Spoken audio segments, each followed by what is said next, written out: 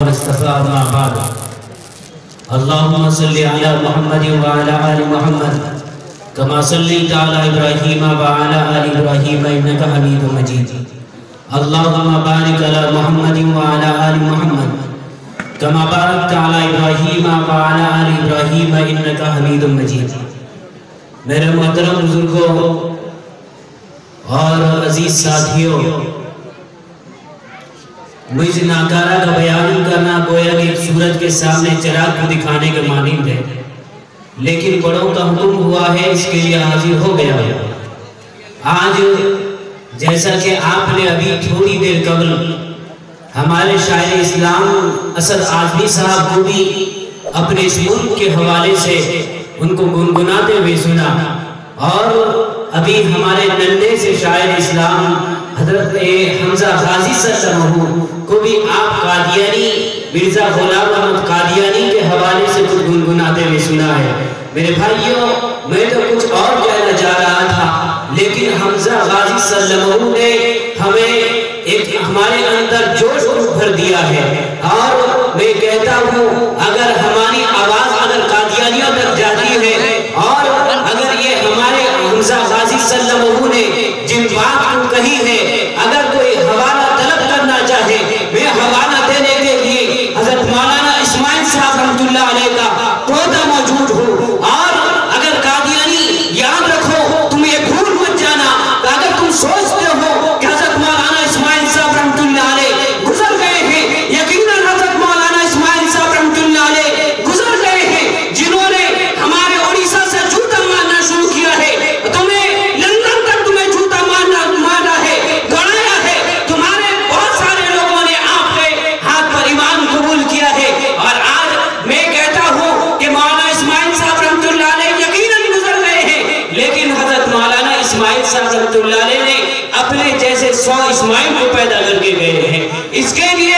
آپ غلط فہمی کا شکار مت رہنا۔ اگر کسی میں قادیانی میں جرأت ہے، اگر حوالہ طلب کرنا چاہے، حوالہ آج ہمارے پاس موجود ہے۔ میرے بھائیوں، آج مسلمانوں کو تنگ کیا جاتا ہے، مسلمانوں کو آتنکوادی کا نام دیا جاتا ہے، مساجد اور مدارس کو ٹارگٹ بنایا جاتا ہے۔ آج ہمارے مسلمانوں کو ملک سے بے دخل کرنے کی سازش کی جاتی ہے۔ میں ان لوگوں سے کہہ دیتا ہوں، یاد رکھو، مسلمانوں نے اپنی جان کی قربانی لگائی ہے، ہمارے بڑوں نے اپنی جان و مال کی قربانی لگائی ہے، اپنی بیوی کو بیوہ کر دیا ہے، اپنے بچوں کو یتیم کر دیا ہے، تاج محل ہم نے دیا ہے، قطب مینار ہم نے دیا ہے، لال قلعہ ہم نے دیا ہے، اور جامع مسجد ہم نے دیا ہے۔ آج مسلمانوں سے پوچھا جاتا ہے کہ مسلمانوں نے اس ملک کے لیے کیا کیا ہے؟ افسوس کی بات ہے، مسلمانوں نے اتنا کیا ہے، اگر تم گننا چاہو گے، اگر تم شمار کرنا چاہو گے، نہیں کر سکتے۔ مسلمان کل بھی ہمارے ہندو بھائی کے ساتھ میں تھا، آج بھی ہم اپنے ہندو بھائیوں کے ساتھ میں اور اپنے ملک کے ساتھ میں محبت کرنے والے، ملک میں جہاں ضرورت پڑتی ہے، آج بھی مسلمان اسی جذبے کے ساتھ میں کھڑا ہے، اور یہی وہ قادیانی تھے۔ اور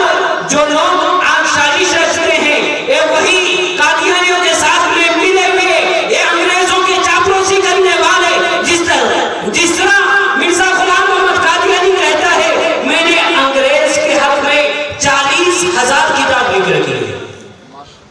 مرزا غلام احمد قادیانی کہتا ہے، میں نے انگریز کے حق میں اس سے تاکہ مسلمان جہاد نہ کرے، اور اسی میں نے 40,000 کتاب۔ نعرہ تکبیر،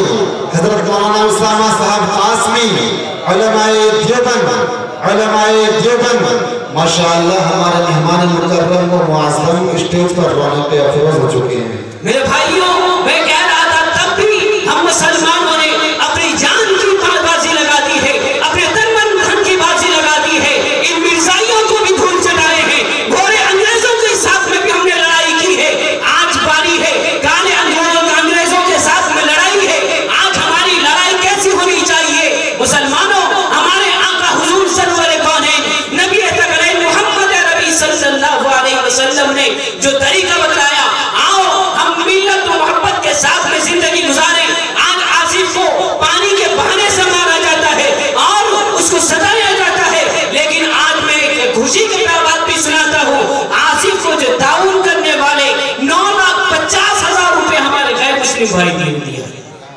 ये हमारे लिए खुशनसीबी की बात है। आज हमारे हिंदू मुस्लिम भाई हमारे साथ में मिले हुए हैं। एक गिने चुने कुछ लोग हैं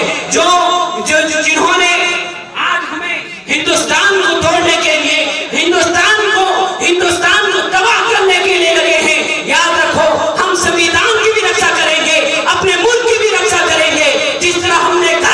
गोरों से लड़ाई की है, आज हम कालों से भी लड़ाई करेंगे, लेकिन प्यार और मोहब्बत के साथ में। अगर उन्होंने पानी के बारे में, पानी को नहीं पीने दिया है, मार के भगाया है, हम प्यार और मोहब्बत के साथ में हम उनको शरबत पिलाकर अपना बनाएंगे इंशाअल्लाह।